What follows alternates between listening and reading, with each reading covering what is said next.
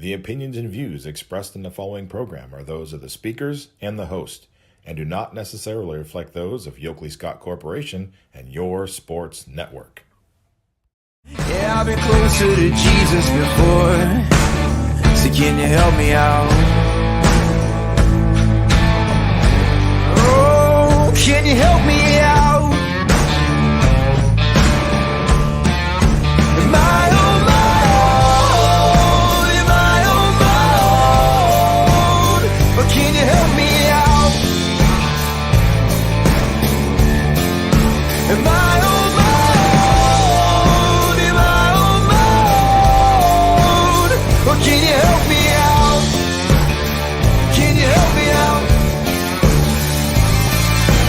I've been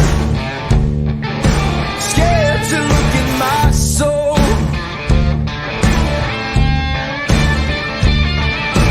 I've been afraid I would follow the road. Yeah, afraid of the things I've been told. And hello, everybody. Welcome inside a Thursday episode of Running Point on ysnlive.com, brought to you by our good friends over at Greenwood Chevrolet in Austin Town. I'm going to put them in the top right-hand corner of the screen there so you know where to go. If you're in the market for a new or used vehicle, Greenwood Chevrolet, right there, they go the extra mile for you. We try to do the same here on this show every single day. We have a jam-packed show. We're going to fit a lot into the next hour. We're going to have the recaps of last night's regional and district championships, regional for softball, district championships for baseball.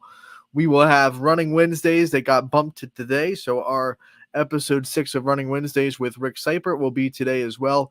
But we start today, before all that, with a very special guest live on the show from South Range, fresh off their regional semifinal win, going into the regional championship.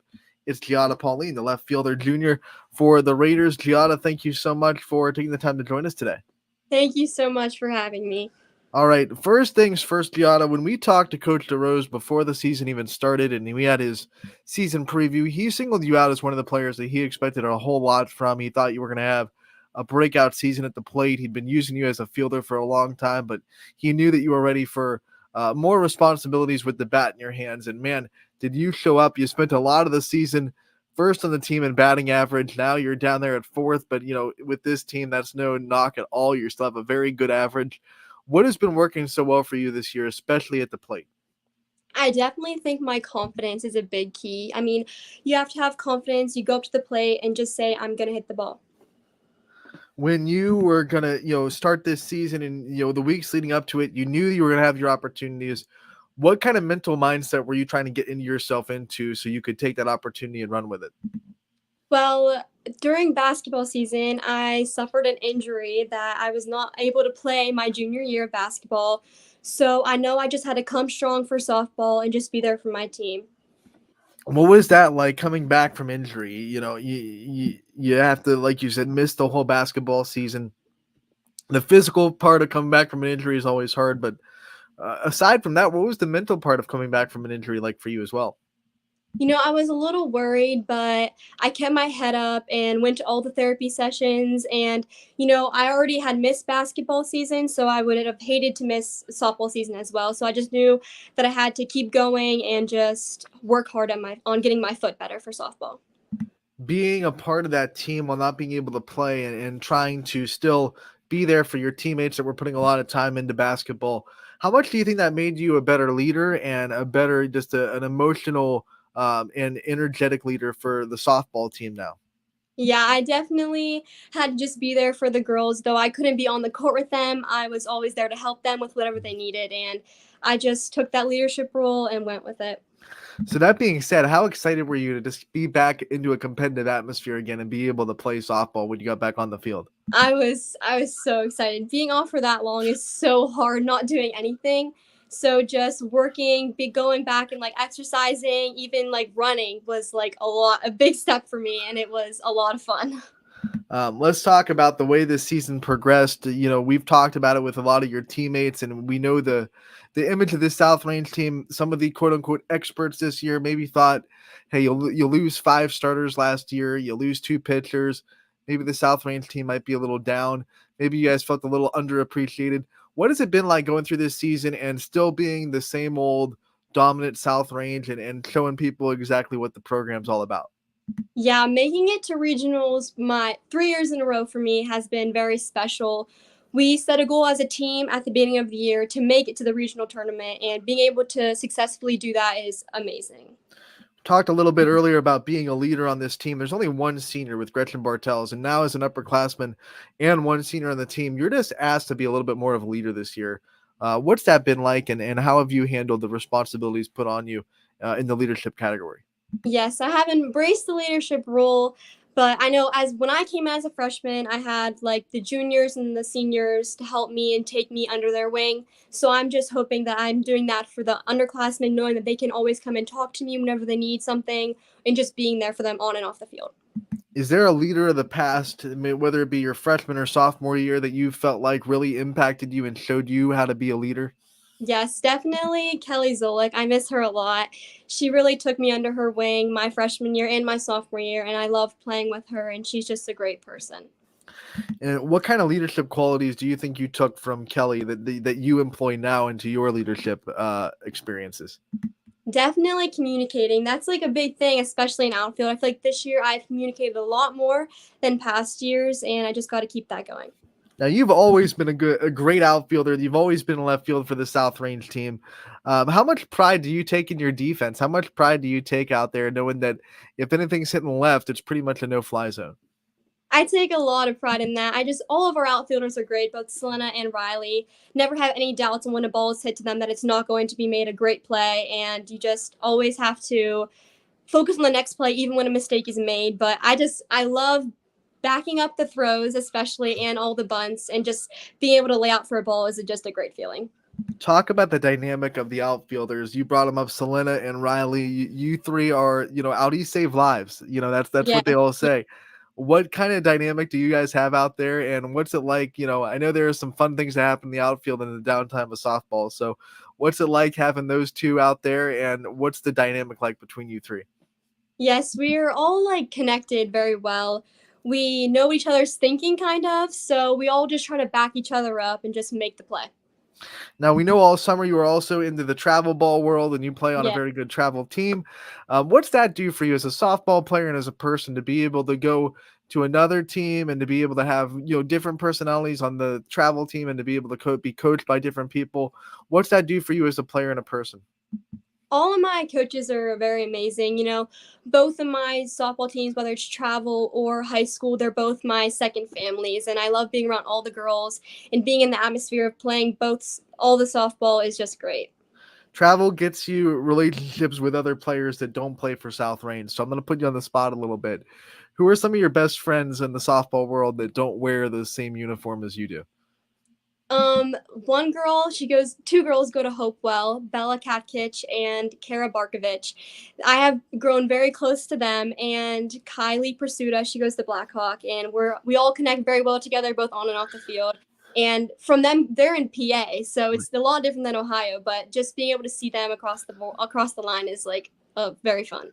Yeah, and you get to support them. You don't have to, fight them Yes. for a conference Yeah. championship or anything like that. So Yeah. that must be nice for you. I want to also talk about your dad and what it's like to grow up with, the softball coach and the softball coach dynamic of all the softball dads out there. Most of them end up being coaches anyway. What's that Yeah. been like for you growing up with him on this journey? Oh, it's great. When I was younger, I did competitive dance. I was not in sports until I was about 8 years old, and then I kind of stepped my foot into it, and I've never looked back. I loved playing sports. I loved having my dad there supporting me, and it's just a great feeling, especially now, since this year is the first year I've got to experience him being in the dugout with me. It's been very special to me. I love him in there. What got you into that transition from dance to competitive sports? Well, I broke my wrist doing a back handspring, and I wanted to play soccer too. That was my first sport that I played. And my parents said, "Well, you have to choose one or the other." So I gave up dance and decided to play soccer, and I'm so glad I did. And now let's talk about the softball journey. When did you get into softball? And then when did you find yourself, taking it more than a hobby and falling in love with the sport and obviously spending so much time in it? Yes, I started softball when I was about, I think, 8 or 9. And my last year of coach pitch, and I really enjoyed it. I loved all the girls, all the coaches, and my tenure year, we decided to jump into travel ball, and that's when I really fell in love with the sport, and being able to play it all the time was just amazing. Upperclassmanship doesn't just bring more leadership; it also brings more work in the classroom. So let's talk about your schooling journey this year. What it's been like. You're at the tail end. I don't know. Is school out yet? I don't even Yeah, know the school yesterday calendar. was my last day. All right, So, let's go. So yeah. recap the school year, how it went for you, and what was some of your favorite classes were. It was a little stressful, but I got it done. I really like problem solving, so I would have to say that math is definitely my favorite subject, and English as well. I'm in the honors English class, so I really like both of those. Now that's interesting because most people that say math are the opposite way about English. I don't know if you've run into a lot of your friends that are like that too. Yeah, I like Is both of there them. is you like them both, but is there one that you have to work a little bit harder at, or doesn't come as naturally to you? I think math comes a little easier to me, but I mean English isn't far off from there. I really like, although I do like a straight prompt rather than writing something creative. I like the book writing. I like all of that. So you're more of a, hey, here's a book report, right? Yes, Here's a yes, research definitely, paper. definitely Um, me. what are some of your favorite books that have been assigned to you to read and make a report on in your English classes? Oh, I'm definitely gonna have to say To Kill a Mockingbird. I Mm. really like that book, and I like the assignments that came along with it. When you think about going into your senior year next year as a student and as a athlete, you start to think about your future. You still have a year to think about it. You don't have to have all your decisions made, but have you started to kind of ponder on what career path you might be finding yourself in and what things interest you? Yes, I really enjoy being around kids and working with them, so definitely education. And I also thought about psychology, being a child psychologist. I thought both of those were very interesting to me, and I would enjoy doing both of them. Are you diving into the possibility of playing softball at the next level, or is that going to be the end of your career when you're done in high school? No, I'm definitely keeping my options open, and definitely my main goal is finding a college that suits both my education needs, but if sports comes along with it, that would be even better. When you're looking at maybe a coach or a program that you would play college at the next level after the education stuff is taken care of, what kind of program or coach or players would you want to kind of lock yourself into? Well, I would like to lock myself into players that are very like I think that hold on a second. I would like to involve myself from people who are very understanding and like are very helpful and communicative towards me. And just, I mean, I took a college tour at Geneva, and I really like the campus and the girls there. I've met some of the high school player or the college players, and I really enjoyed seeing them. Speaking about coaches, we can't let this interview go without letting you talk about Coach DeRose and Coach Farron. And they've meant so much to this program. It's been so successful over the last decade plus. From your perspective, what do they do to make this program so nurturing, so successful? We see players just come in and immediately be able to grow into great players. What do you see from that coaching staff that lets them do that? They're all great people. They know what they're talking about. I never doubted any one of them. Coach DeRose, Coach Farron, Coach Starkey, even the JV coaches. They're very fun people to be around, and I'm very blessed to have them as my coaches. They make this team a second family for me, and I love every single one of them. One of the things I love is watching them work together. They're so good together with the coaching. From your perspective, watching Coach Farron and Coach Rose be able to work together as a unit, how much easier does that make it to work together with your teammates? Yes, they are great role models for us, all of them. It's very heartwarming seeing all of them together. All right, Gianna, one of the things we like to do at the end of these player profiles, we like to give the player the opportunity to take the spotlight off themselves for a second. We've been talking a lot about you. Let's talk about the people in your support system. I want to give you the time to give out your shout outs and your thanks to the people that are in your corner, have your back, and you wouldn't be here without. Definitely my parents that I talked about. Both my mom and my dad are very supportive of whatever I choose to do, and they always have my back. Obviously, my brother, I love him very much, and he's also very supportive. All of my family, my grandparents, every single person in my family has had a role on my life, and I want to thank them. all of my coaches that I've had, every single one of them in the past, whether it be any sport. I want to thank them as well. And my hitting coach, Jim Buxton, he always makes time for me whenever I need a little tweaking in my swing. So I want to thank him as well. And my coaches for my travel ball team, Rhonda Koblek, she's amazing. And I just want to make sure I thank everyone I can. All right, Gianna, we want to thank you so much for the Thank time you giving so it much. to us.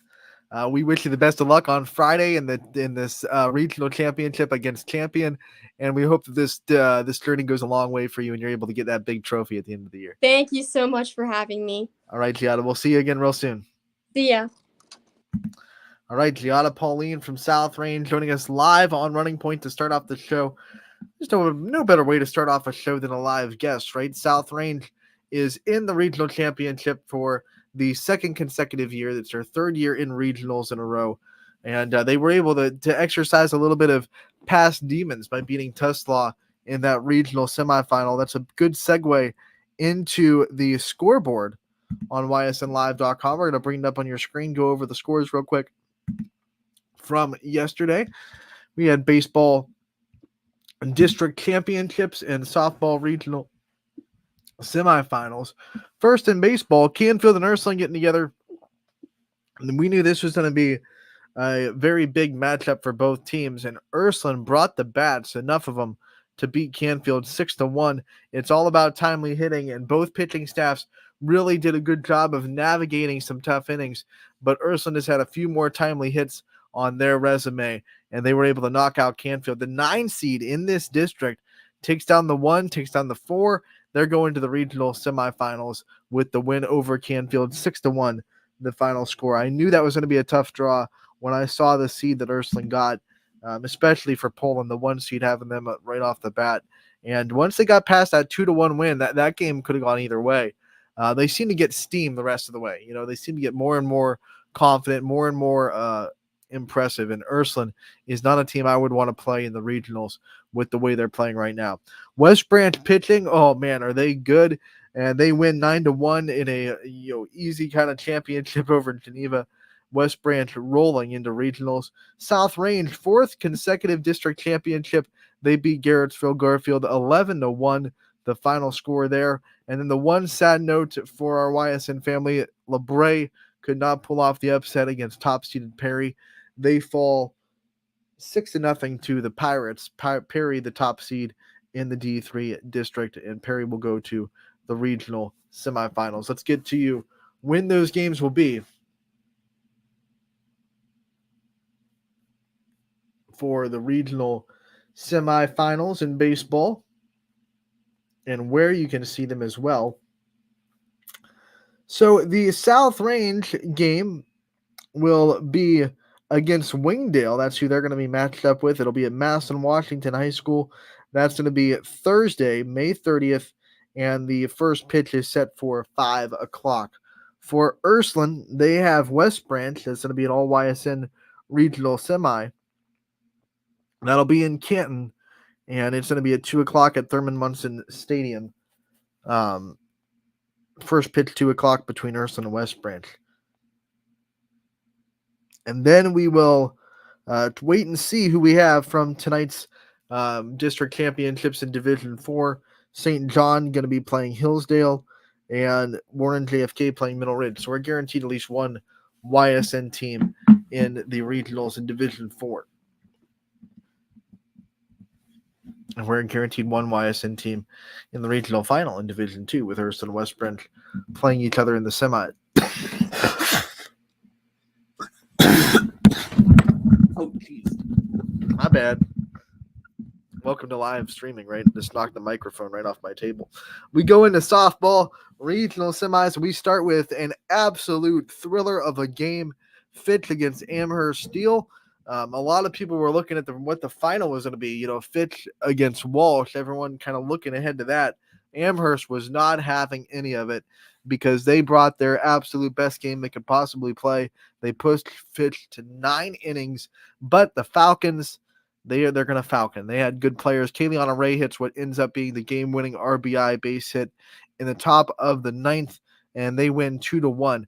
No one scored until the 8th inning. Top of the 8th, Fitch scores with a Kylie Folkwine RBI single. Bottom of the 8th, Amherst answered with a home run off the left field foul pole, and then Fitch scores in the top of the 9th. So they went 7 innings completely scoreless. Ty said in the postgame interviews, and I think he's right. They had remnants of the Canfield Fitch matchup last year, especially that second one where it was clear that no one was going to really do much of anything. It was scoreless, and they started going to extras, and they just said, you know what? That second matchup, once it went to extras, they knew they weren't going to complete the second game. They called it a tie, but that was what that game was feeling like until Fitch started to make those adjustments. Now, when you look at the box score, Fitch had 10 more hits than Amherst, 12 hits. So it was all about timely hitting for Austintown Fitch, not about production. So I wouldn't be too worried because timely hits are going to come for this team. You know, it was just one of those games where when they needed it, it wouldn't fall. It would go right to a defender, a great defensive play, et cetera, et cetera. So Fitch will play Walsh on Friday at 5 o'clock at YSU. That is the top team, I should say, in the state, number 1 ranked in Ohio, Walsh Jesuit. Canfield, no problems with the top seed in the district, Aurora, as they beat them in the regional semifinals 12-2. Canfield all over it. The rest of these games were pretty runaways for our YSN teams as well. South Range gets into their second consecutive regional final with an 11-2 win over 10-2, win over Tuslaw. Tuslaw was the team that beat South Range out of the regional semifinals 2 years ago, and so they get a little bit of nice revenge over the Mustangs this year. And then Champion gets the win over Norwayne, 11-2. Gabby Gratishar with 16 strikeouts. Sam Strock with a big home run for the Flashes, and it'll be a regional final rematch. These two teams, South Range and Champion, met in last year's regional final as well. This time a different location, but the same matchup, as they'll play at Baldwin Wallace on Friday at 5 o'clock. Winner goes to state. We're guaranteed a YSN team in state. You know, here we go. Canfield, by the way, will play Buckeye at Nordonia. That game has been moved up to 1 o'clock, so it will not be at 5 like the other two regional finals. It will be at 1. This is due to the baccalaureate ceremony that Canfield is having on Friday night. So Canfield versus Buckeye regional final, 1 o'clock at Nordonia, and the other two regional finals in divisions 1 and 3 will be at 5 o'clock. For the local fans wondering, Matthews did win the other local team, non-YSN team, but local team in Division 4 that went to regionals. They won 7-1 in their game. They will play Canton Central Catholic in the regional final. We kind of wish them the best of luck. We tip the hat to them. And if you're out there listening for Matthews, you want to be a YSN school, get in contact with us and work on getting that partnership done and signed away. And we would love to eventually be a part of the Matthews community and Matthews family here on YSN. Without further ado, we're going to go right into episode 6 of Running Wednesdays with Rick Seipert. This episode is going to feature the Salem Triple H, is what I like to call it. Riley Hutton, Maggie Hall, and Maggie Hopel. They are the first runners in Salem girls track history, to advance to regionals in 4 different events. All 3 of them going to regionals in 4 different events. So really fun conversation, a really fun interview with those 3, with Rick Seipert as well on the interview. And then we also recap all of districts and preview all of regionals. So here is episode 6 of Running Wednesdays with Rick Seipert. Anthony Hartwig, Rick Seipert here with another episode of Running Wednesdays with Rick Seipert. This is episode 6 of our glorious venture into track and field this year. Coach Seipert with me. We are joined by a very special guest down below us. We've been talking about the Salem girls track team for a long time, and now we have 3 representatives from the Salem Quakers. Girls, I want you to go and introduce yourselves and tell us what grade you're in, and we'll get you started. Okay. Hi, I'm Riley. I'm a senior here at Salem. Hi, I'm Maggie Hopple, and I'm a junior. Hi, I'm Maggie Hall, and I'm also a junior. What we like to call Triple H, right? Triple H joining us. You guys are the first, I believe, the first Salem Quakers to qualify for 4 different events down there in regionals. So congratulations on that, Coach. I'll let you take out the first question. Now you guys have like I think it's the best girls program in the area, whether it's track and field or cross country. You guys always do a good job. I think we saw you guys at the Ward Invitational earlier this year, and probably about halfway through the meet, I looked at one of my assistant coach and I said, I really think Salem girls are going to be a regional championship team this year. So I hope you guys prove me right this time with that one. So it's always good to see good teams and good performances down there. So what's the secret to success in Salem? I've been a head coach for 10 years here, and every single year Salem girls are loaded. So how do you guys do it down there? Yeah, I mean, well, at practice, we work really hard. So when it comes to meet days, it's a little bit easier for us. And we really prepare for certain events that we're in. And I think that really helps us as a team. We focus on our individual events and then come together to create really good team events also. So, yeah. Yeah, I think the coaching really helps. Teddy Hannick, our distance coach, really puts in the work for us and gets us going. Miss Glasser as well. Yeah, I just think our girls know like their capabilities and they have a good mindset going into the season, and it makes coming to practice a little bit easier knowing that like you're not the only one working for something. So, yeah. When we talk about building good programs, we always talk about the culture and the program culture that's built. If you guys had to define the culture in Salem girls track, how would you do it? How would you define kind of what makes you guys Quakers and what defines you guys? I'd say just because we all want the same goal. We always can all depend on each other, which I think is really like cool. And yeah, like I said, we're all hard workers, and I think that's like the main important thing. We all want the same thing, and you can't find that a lot in most teams. Yeah, I think that at practice it's very like we push each other to our potential, and we know everyone's goals, and we just want each other to be the best of themselves. Yeah, I just think that on the team, all the girls are again working towards that same goal, and again, we just go into practice knowing that we have the capabilities to do it. So, yeah.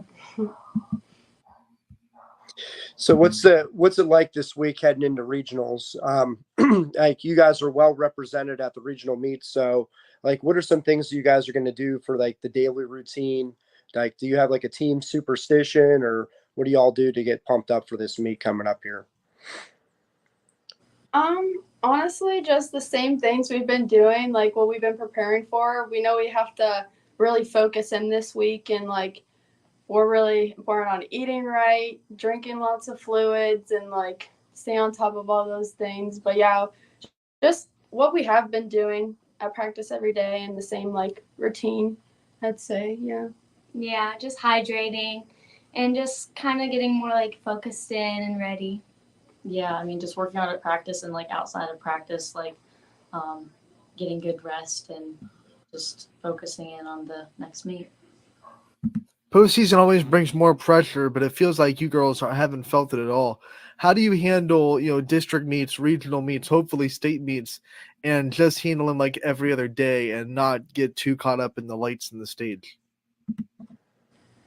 Yeah, there's definitely a lot of pressure and it can get really nerve-wracking, but I think we all do a good job of like calming each other down and just like trying to breathe and think about it. Like, this is a great opportunity. We should be nervous, but like it's a great opportunity to take and like actually like a really good thing. So Yeah, even though we've been there before, it's still, I think, pretty nerve-wracking every year just because you want to do your best and you want to show up for your team. But overall, I think we just, like, at the end of the day, we know we're going to give it our all, and that kind of just eases the nerves a little bit. You know you're going to get the best from your teammates and from yourself. Yeah, I think we know, like, what's on the line, and especially, like, on a relay team, for me at least, I know that I want to do like good for those other girls, and I don't want to let them down. So that can be like nerve-wracking, but it also kind of just, yeah. And then like for individual events too, you kind of just have to focus on each race at a time. Yeah, you guys are pretty diverse athletes covering a lot of different events there. So everybody has a little bit of a different type of hard for what their events actually are. So when your events start to get hard and we're getting down to, the regional finals, obviously there's a time final for the 4x8, but even like moving forward to Dayton next week, like what are some things that you guys tell each other to calm each other down? Like, I know you said you're on each other's backs a lot, but like, how do you go through like the different event groups and make sure everybody's calm in those sense? Yeah, they run kind of like the same events, but I'm kind of like different. So I'll go off and I'll do my own thing first, run my own events, and they're always on the sideline cheering for me. We're always just positive each other, try to like uplift each other. And then when we come together, we're all like focused in, but at the same time, we still try to give good words and everything to like calm our nerves before we run and everything. Yeah. I think we try not to be too serious going into it, because sometimes that gets in your head a bit. So I think it kind of calms us down just to be like a little more like relaxed a bit, and just like more like uplifting, like, okay, we like positive affirmations for each other. Yeah, I think we just try to keep that positive mindset, because running a lot of events can be tough, but it's nice knowing that like all of us are doing it, so we kind of like know what each other is going through, even if it is like a little bit of different events. We know that they're giving it their all in each of those events. So yeah. I want to know how you guys balance this track sport that is obviously centered on individual times, but also very team oriented. So how do you balance the team aspect while also trying to focus on your own individual races and getting the best individual time that you can? Yeah, what Maggie said earlier, just like take one event at a time. Like whenever I'm in long jump first, I try to just focus in on that. And then when it comes to the team event, then like the relays, I'm all focused in on that. And yeah, just take one thing at a time. Yeah, I agree with her. Just focusing in on what you're doing on that time and knowing that you'll give it your all on that one and you'll have even better in the next one. Yeah, I would say I kind of just like also just trust in the training and know that I'm capable of running all of those events. And especially in those relays, I definitely like, it's a different mindset because you're running for those three other girls, like I said, and then I kind of just try to like, focus on each event at a time. So what's the you guys are saying the right things with the hydration this week, especially with it being in like the high 80s, low 90s. So I know you guys are probably pushing all the fluids you can this week, and you're probably eating pretty good too. What's your favorite like pre-meet meals, and like Saturday when it's all said and done, are you going to splurge a little bit for something else after the meet's over? Oh yeah. On Saturday, I remember because I don't like eating. Well, I have to eat. My parents make me eat, but like I don't like eating before race day because all doesn't make me feel too good. But probably like a banana and a bagel before. But after on Saturday, I went straight to Coach's, this place in Salem. I got a big pizza and some fries. So or a big burger after. That would be my post meal for sure. Yeah, usually before I just eat like peanut butter toast, and it's hard to get down because of the nerves too. But after, I definitely we go out as a team sometimes, and we eat pretty good. Sometimes get some ice cream too, little reward. Mm-hmm. Yeah, I would say like the night before I try to get like protein in, like a steak or something, and then the morning of I also eat just like a piece of toast with peanut butter on it, and just try to drink a little bit of water with that also. And then afterwards, I would say it kind of just depends, but normally I'm pretty hungry, so I honestly could eat anything. This is like such good affirmation. I feel like I'm like the only coach in the entire state that has kids that don't want to eat before and all that stuff. But you know, we settled on apples with honey and a little bit of salt with it, so you get electrolytes.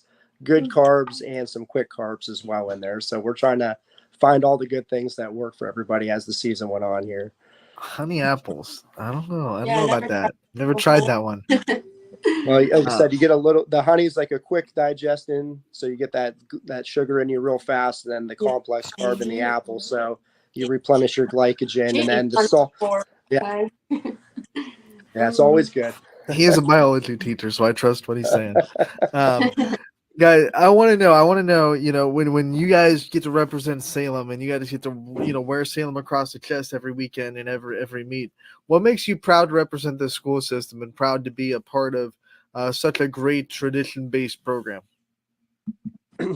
Yeah, like you said, just like the tradition of it, like through the past how many years, like Salem track has been like really great and really good, and so to be able to like still represent it and everything, and especially with my senior year almost over, I just want to like, it's really emotional because this is my last time to represent Salem, so yeah, I just want to make everybody proud and give it all I have out there. Yeah, my older sister ran before me, so I like representing, kind of like she passed it kind of like down to me and kind of showed me the ways of hard work and stuff. And I just like, I know our coaches put a lot of time into us, so I want to represent for them as well. Yeah, I think it's like nice knowing that like the years before us, everybody has done really well. And I think that there is a little bit of pressure, but I would say that if anything, like it helps because it gives me kind of a motivation to continue that. And yeah, just trying to continue that streak. I don't know. That's awesome. I have a good feeling that you guys are going to do pretty well this week. So best of luck to you in that sense. So it's a grind to get from February even into the winter time with indoor track, and some people just kind of do it all year if they're cross country, indoor, outdoor. So I'm sure you've seen a lot of different workouts from start to finish during this season. What's some of your favorite workouts to do, and how about your least favorite workouts to do? I'm a sprinter, so my workouts are a little bit easier than theirs. But I would say my favorite workout to do is probably 40-meter flies, because you don't sprint for too short, but it's like a good amount of distance to try to get your top speed. And then least favorite workout, probably the 7 100s we do. Those are never fun. I'm trying to think. My favorite workout, probably the ones at the end of the year because they get really easy. We do like this one where we just do like 100 seconds, like almost all out, and then we take like a long rest and then do another one. And that one I kind of like because we get some speed in it. And then my least favorite one is probably, it kind of just depends on my day. Like, probably, I don't even know what my least favorite one would be. There's some hard ones. I can't lie. I don't know. What do you think, Mayhole? I don't know. I would say I like doing 400 repeats, and they're not easy or anything, but like in my mindset, it's like, oh, it's only one lap, and then I'm done, and then I just have to do it again. But so those ones, like, I don't know, they're hard, but that's kind of nice that knowing I only have to do one lap for like each rep. But yeah, I don't know. As far as my least favorite one goes, yeah, I'm not really sure. It honestly depends on the day. I think that like if I don't feel good during a workout, any workout could be just really hard. And then any workout that I feel good on, it's obviously going to be a little bit better. So, yeah. Yeah, take note of that, Coach. Distance runners like speed workouts. They don't like the actual distance workouts. You're like the next set of distance runners we've talked to, and they're like repeat Ks, and you could see the faces change for all the distance runners. But then they're like, we're going to go 4-2-2 today, and everybody gets excited about that one. So distance is not fun, no matter what you. Exactly. Yeah, it does depend on the rest in there as well. So it's all good. So what we want to do here at the end, we do this with every player profile we conduct here on YSN. Want to give you guys the opportunity to thank your support staff, the people that have always been there for you, had your back. I want to give each of you the time to give out your shout outs, give out your thanks, and who you want to send a special thank you to supporting you throughout your whole career. Yeah, obviously my family, my parents, they're my number one supporters. They're always rooting for me no matter what. My papa, he's a really big supporter of mine. Even though he can't get around that well anymore, he still tries to make it to every single event, whether it's raining, it's blazing hot. He's always still there. My grandparents, same exact thing for them. My sister, she's always there for me. Whenever I'm nervous, she always tries to calm me down and always gives me the best words of encouragement. And Hallie Cochran and Amy Cochran, they've always been there for me, especially in track. They're one of my best supporters also. And then obviously all my coaches I've had over the years, they're all amazing. I'm so blessed to be able to have coaches like these that have believed in me, supported me, always been there for me, even through the ups and downs. And I'm just really thankful to be able to come across coaches like that. And yeah. Yeah, probably my parents. They push me to be my best, and they always want what's best for me. And then my sister, she really calms my nerves before races, and I know that she's always rooting for me, and that even if I do bad, she'll be proud of me. And then my grandparents, my papa, and then probably my coaches. They always want me to do my best, and mostly Mr. Uhandick. He always is pushing me to get my goals and my times, and he's always yelling for me and telling me like if I'm off or on. And yeah, I have Yeah. a good supportive system. Yeah, I would say my parents too. I'm so grateful for like everything that they do. Just before I could drive and everything, getting me to practices and things like that. And then also my older sisters. It's just so nice having somebody who's done it before, so she helps me through like what to do before races, and like to this day I still ask her questions, even though I don't know. It just kind of like makes me feel a little bit better going into races when I have her opinion. and and our coaches are so great all around. So our coach, Mr. Uhannick, he puts so much time and effort into everything he does for us, like the training aspect and all of that. And honestly, even Maggie's parents too. They're always there, kind of giving little pieces of advice that really help. And yeah, and my grandparents also, and anybody around Salem who kind of just like watches and keeps up with it is just like, I really appreciate it, and I'm sure these girls do too. So yeah. And especially our teammates too. I forgot to mention that. They're always, that helps a lot in sports, because sports can get very difficult, and when you have your teammates around you that support you, that helps a lot. But I think we're all blessed with great support systems, which really helped us like get to where we are today, because sports can be very difficult, and when you have people to back you up, that really helps you succeed. So yeah. All right, girls, we want to thank you so much for the time. We appreciate it so much. We wish you the best of luck in these regional meet coming up, and we can't wait to see you again real soon. Yeah, good luck, girls. Thank you so much. Have a good one. Thank you. All right, the Salem girls track team being well represented. Triple H is what I like to call that group.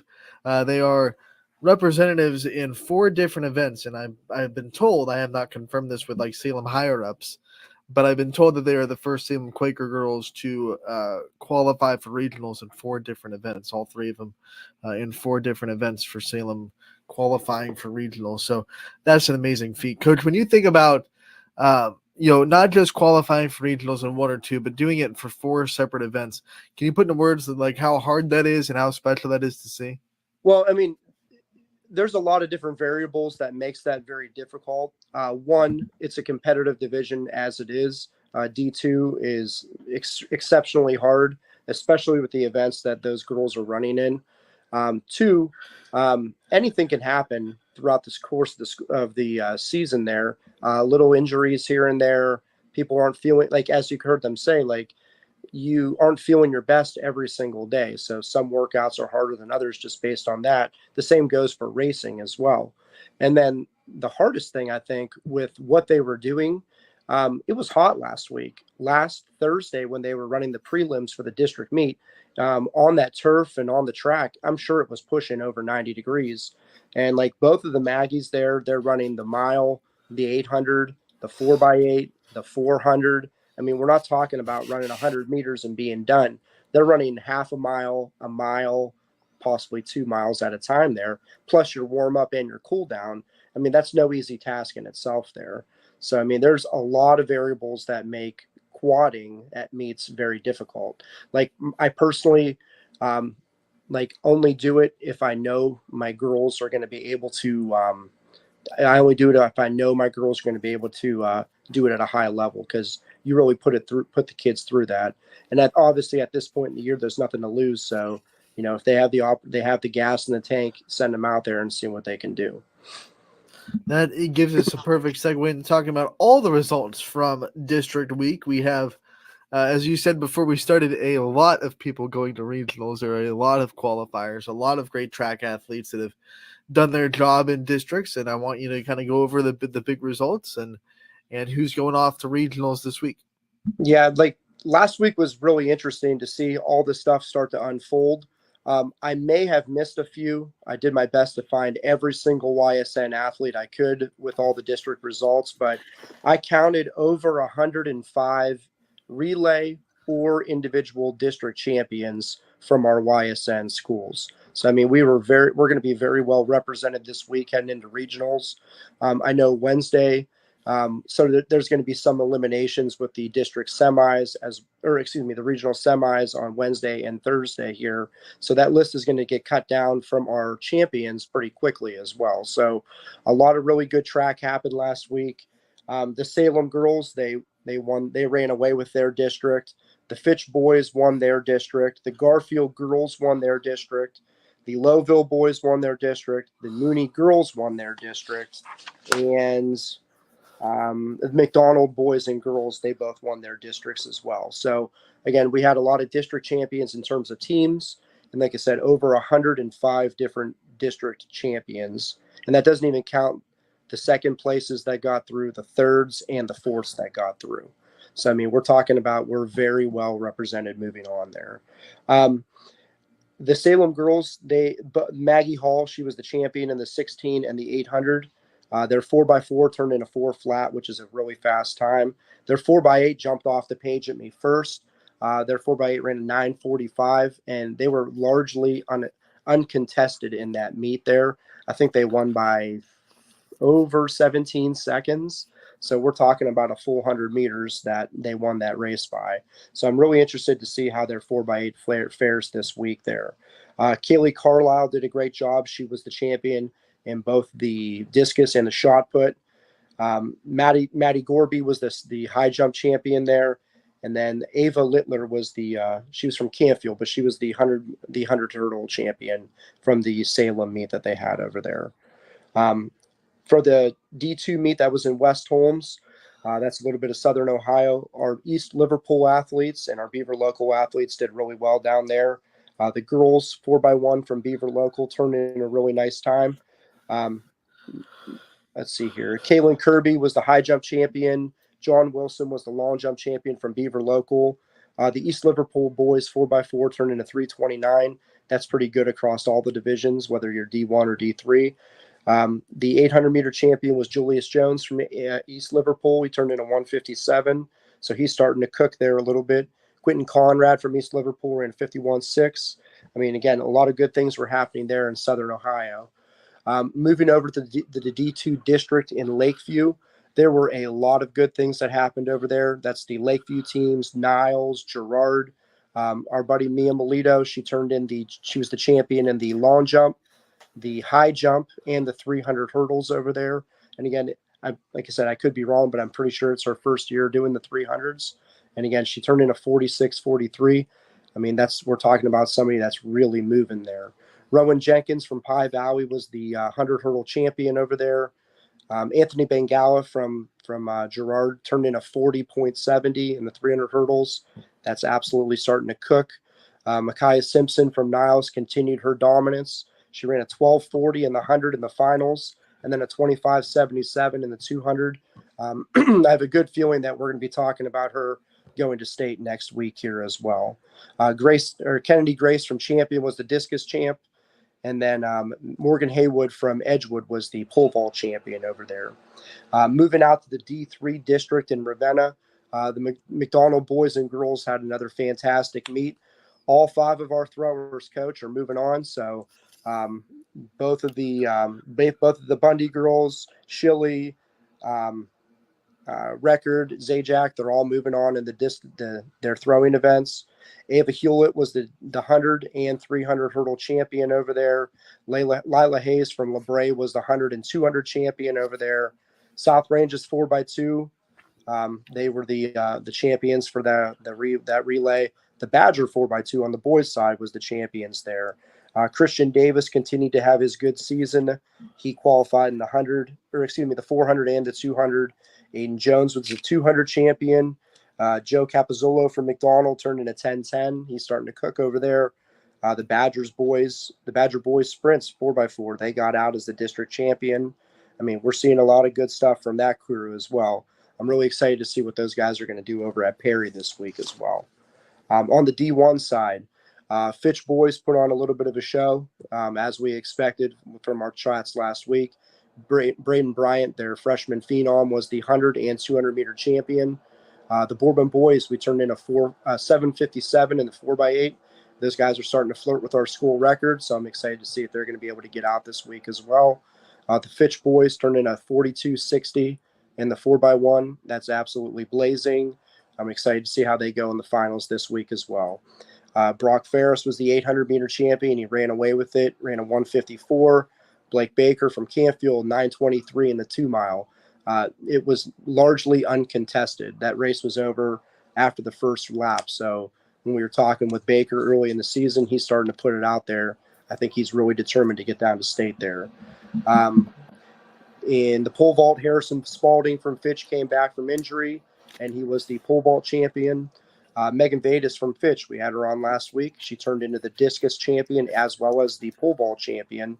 And then Sarah Barrow from Boardman, she finally threw over 40 feet, and she became the shot put champion for the district.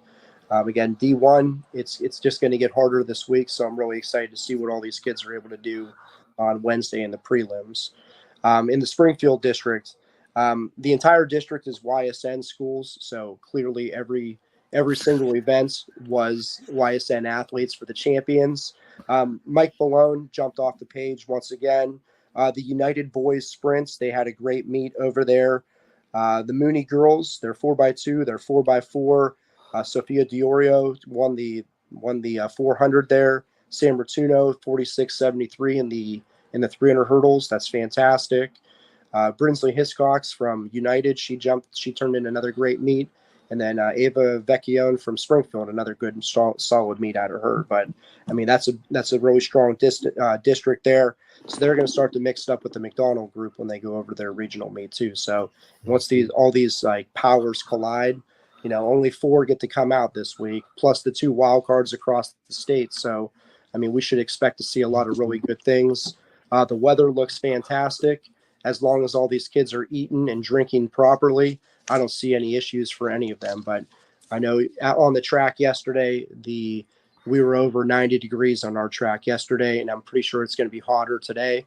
So I know that it's going to be like preparation is going to get kids through this one. Like a lot of scary things can happen out there if you're not preparing properly. Even sometimes when you prepare properly.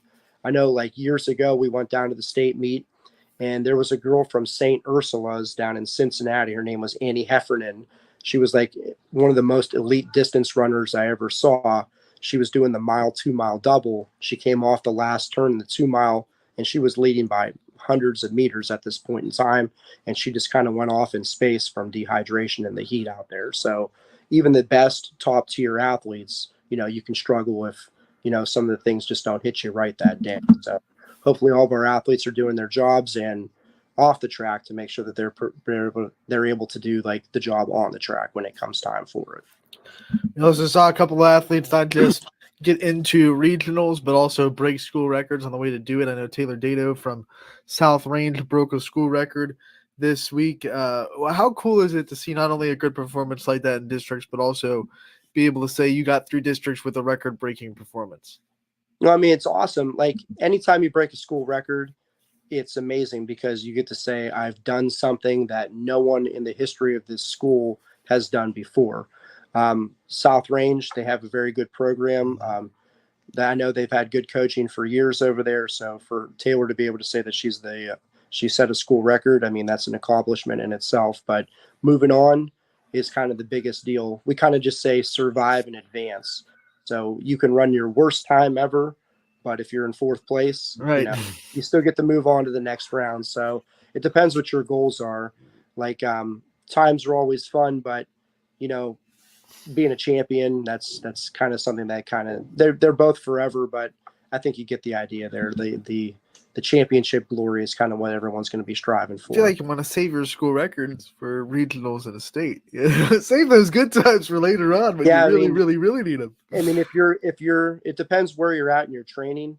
Like some kids, they'll start peaking like conference week, and then you can hold on to that peak for like maybe 10 to 14 days.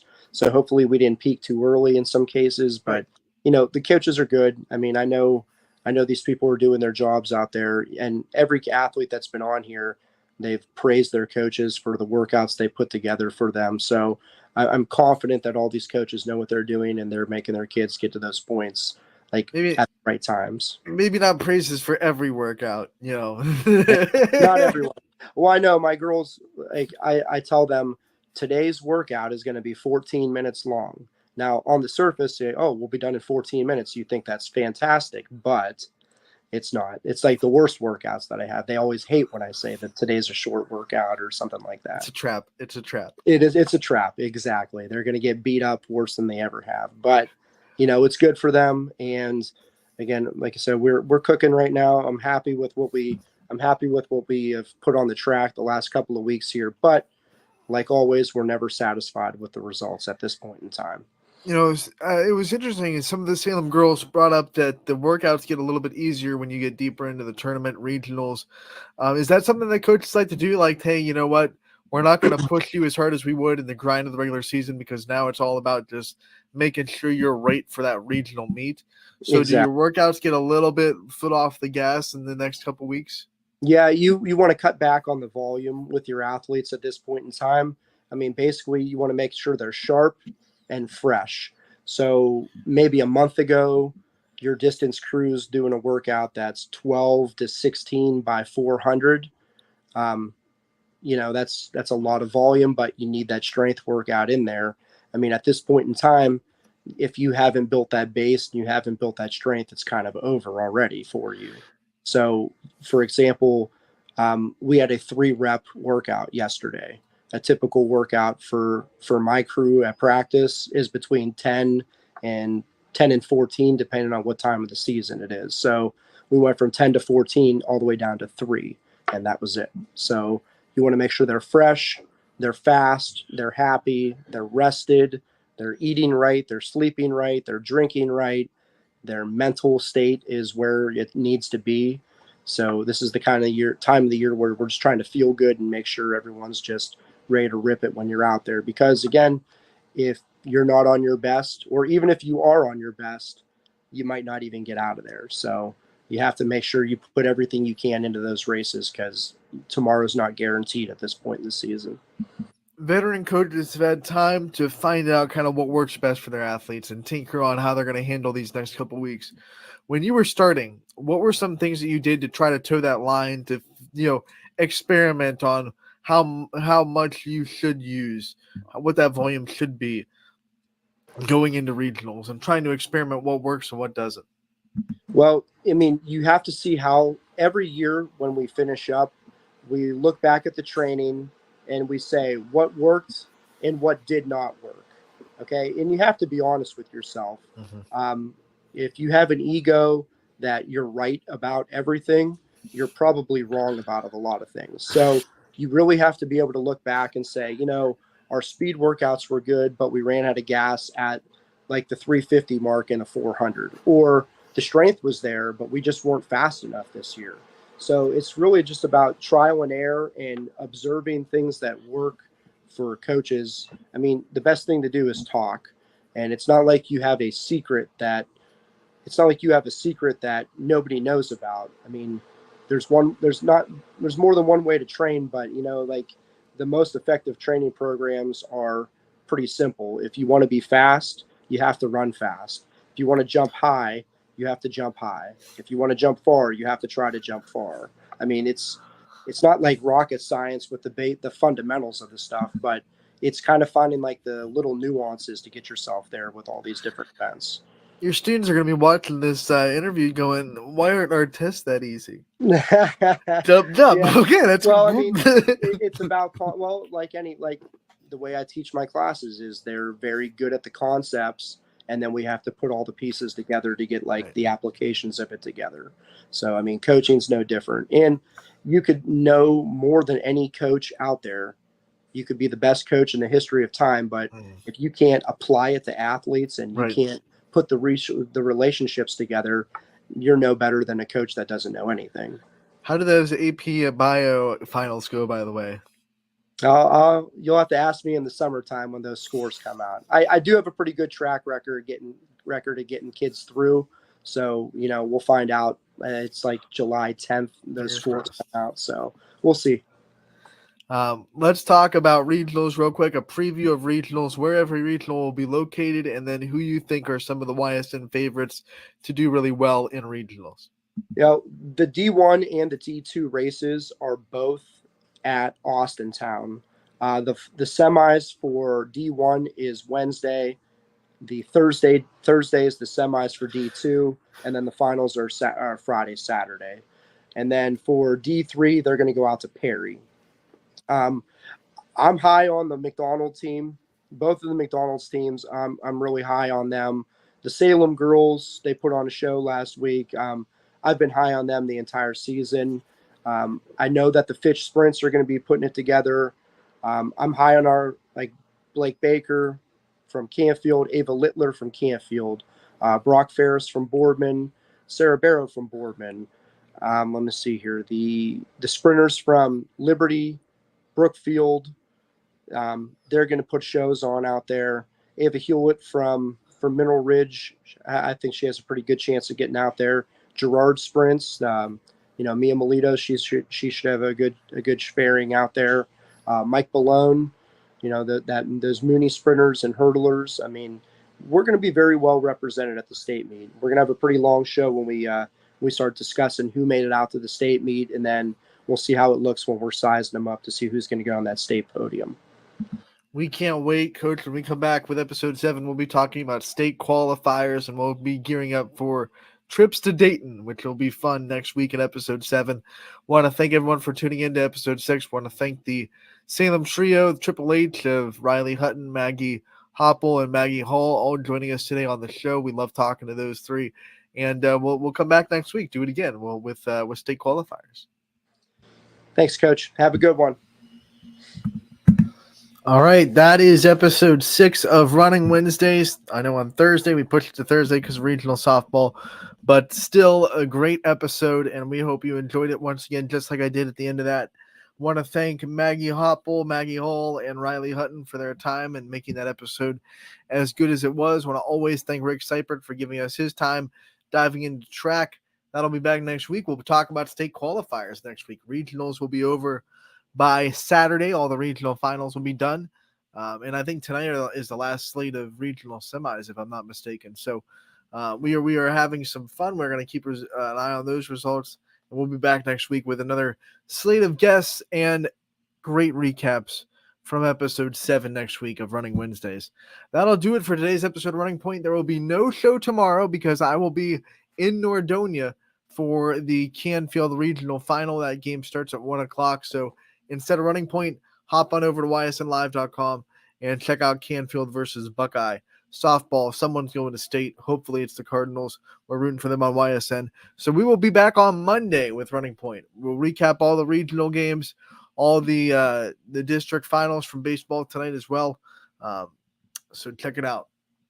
See you on Monday after a long weekend. Running Point always brought to you by Greenwood Chevrolet in Austin Town.